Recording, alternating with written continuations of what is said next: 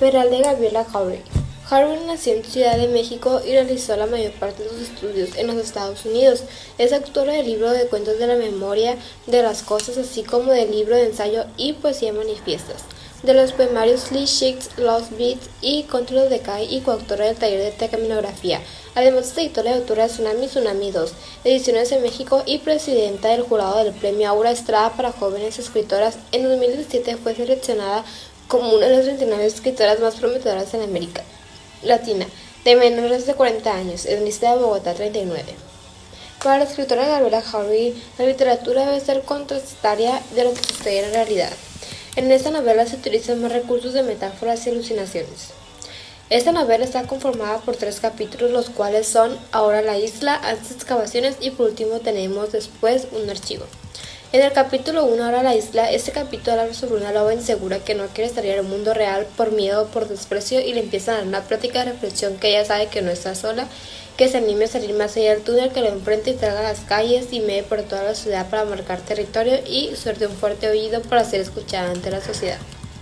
El capítulo 2, Antes excavaciones, habla principalmente sobre 4 amigas que son Diana, Eugenia, Yunuen y Saratoga, las cuales deciden vivir juntas, pero Eugenia, que termina su viaje en Teotihuacán, donde trabajaba en una excavación arqueológica, mientras se adentraba en una lucha comunitaria contra otro tipo de excavación letal, fue asesinada.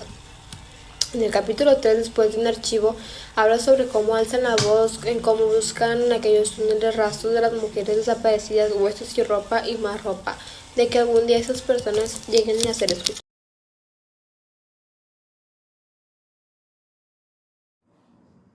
El tema central de la novela es un grupo de 4 amigas en las que una de ellas muere en una excavación, abordando todo lo que sucedió antes hasta llegar hasta ese punto. La historia se va desarrollando con diversos saltos de tiempo, unos al pasado y otros al futuro, dándonos una explicación de lo que estaba sucediendo y por qué sucedió. Otros subtemas que aborda este libro es cómo el abandono paterno, las ideologías de las personas o el machismo, las drogas, los poderes místicos, las orientaciones sexuales de las personas al descubrirse. Hay simbología dentro de esta novela, ya que al principio del libro se nos presenta una descripción de lo que está pasando representada por partes del cuerpo humano. El tema universal que se aborda en esta novela es uno de los más polémicos, lo que es el feminicidio. Los conflictos se van resolviendo porque lo que pasa dentro de la novela es a favor del narrador. O sea que los sucesos pueden pasar de presente a futuro o de presente al pasado, dándonos un porqué de las cosas o por qué se orillan a esas decisiones que nos llevan hasta el final.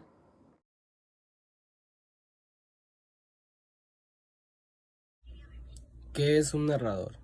En narrativa y literatura se llama narrador a la voz textual que relata la historia contada, se trate de un personaje de la misma o no.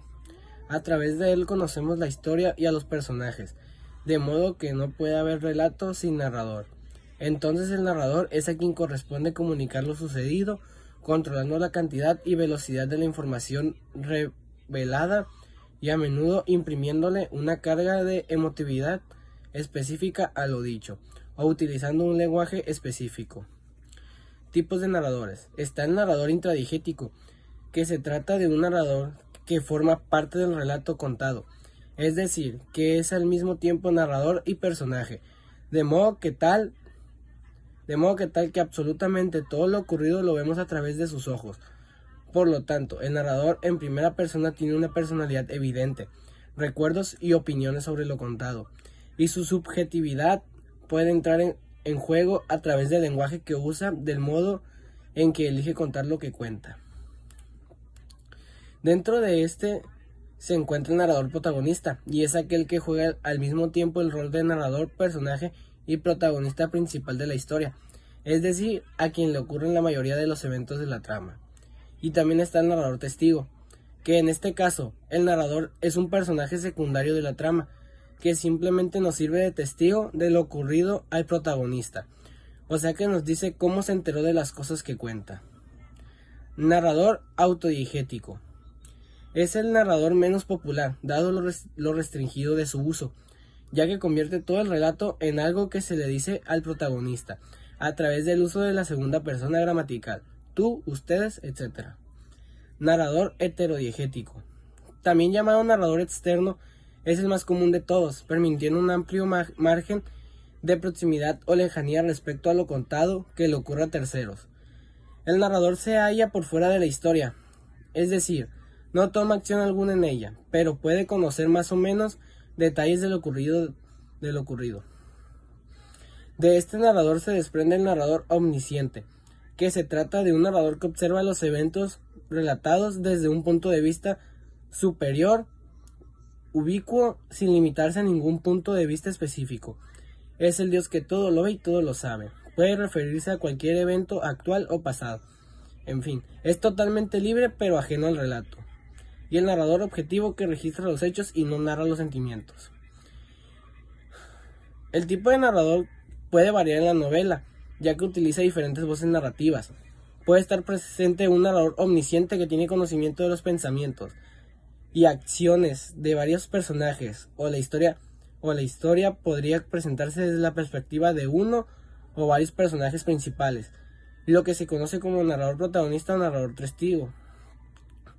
Esto puede variar a lo largo de la novela, para ofrecer diferentes puntos de vista y enfoques narrativos. Un ejemplo del narrador protagonista puede ser: me escondí detrás de los escombros, el corazón latiéndome con fuerza, los gritos en la calle resonaban en mi cabeza, me sentí atrapado en un laberinto de caos y desesperación. Y un ejemplo del narrador omnisciente puede ser: en la ciudad, la violencia era moneda corriente, los callejones vibraban con el estruendo de la agitación social. Mientras él se escondía, la ciudad misma parecía retorcerse en una danza caótica de furia y desolación. Estos ejemplos ilustran cómo la narración puede variar entre un enfoque centrado en un personaje específico y una descripción más general de los eventos que ocurren en el entorno de la historia. Y ya la elección del narrador puede tener un impacto significativo en la experiencia del lector. Por ejemplo, el tipo de narrador seleccionado puede influir en la forma en que se percibe la historia y se conecta con los personajes y se comprenden los eventos.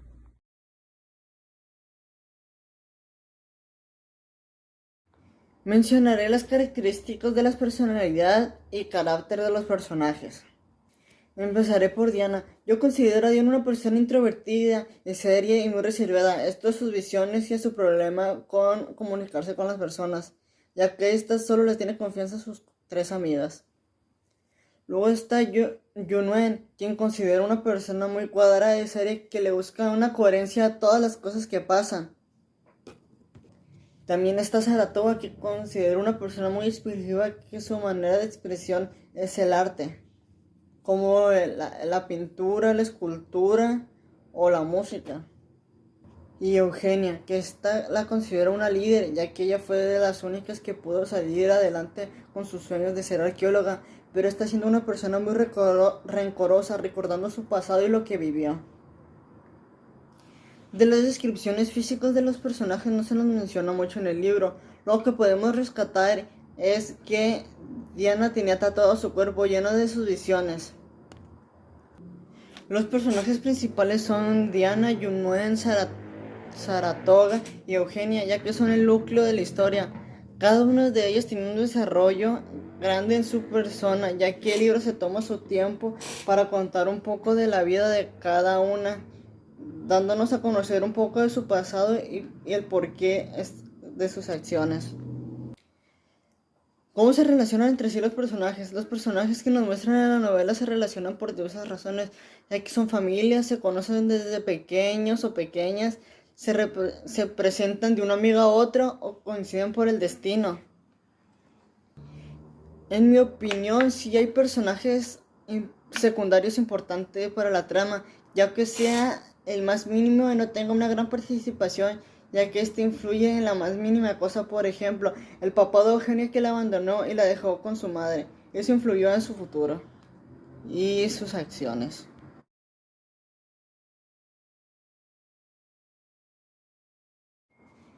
Tiempo de la historia. Tiempo de la historia al orden en el que ocurren los acontecimientos de manera lógica.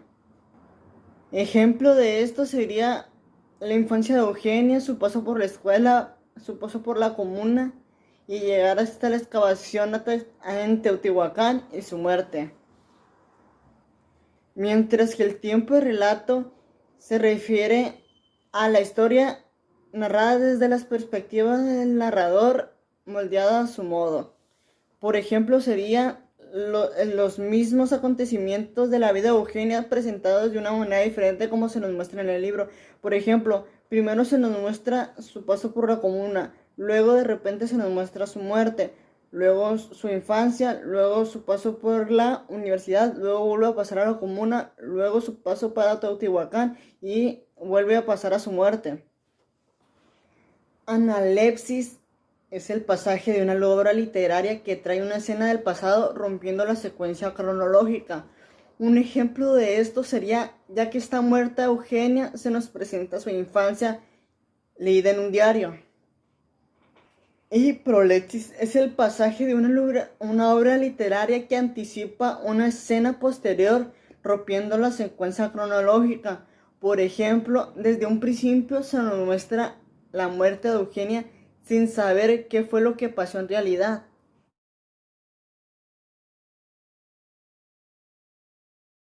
La historia tiene lugar en Ciudad de México ya que ellas vivían ahí, pero el asesinato de Eugenia fue en Teotihuacán. El espacio formado por 4 amigas, habitado por sus círculos extendidos de manera iterante, nos llega como el eco de una explosión a través de la investigación de una archivista del futuro. Tiene sus visiones, proféticas de manera de relápagos de lenguaje. Saratoga, que puede extraer música del mundo con el toque más leve, de Eugenia y su búsqueda constante para darle forma y coherencia a una búsqueda constante de la realidad de permanente disolución. Y Eugenia, quien terminó su viaje en Teotihuacán, donde trabajaba en la excavación arqueológica. El lenguaje genera un espacio de turbulencia y tensión entre el pasado del lenguaje domesticado y la posibilidad de operar, y tiempo desde donde se construye el saber que te explica la ruina de nuestro presente, reconstruir y recontar. Esta historia me ha hecho ver todo lo que pasa en realidad porque la gente del gobierno ha tapado para no salir afectados, en cómo caen a las mujeres, muchos asesinatos que hay en nuestro entorno, tantas personas que pasan días buscando restos de sus seres queridos y se lo encuentran ropa, huesos, pero solamente eso. Una de las partes que más me dio impresión es cuando dicen, mamita, no llores mis cenizas. Si mañana soy yo, mamá, si mañana no vuelvo, destruyelo todo. Si mañana me toca, quiero ser la última. Y también cuando Diana había escrito el nombre de Eugenia una y otra vez en sus cuadernos, muros, en las calles, en papeles, fotocopias, entre otras cosas, y gente se acercaba a ella para poner el nombre de sus hijas desaparecidas, ya que se les hizo una lista muy grande.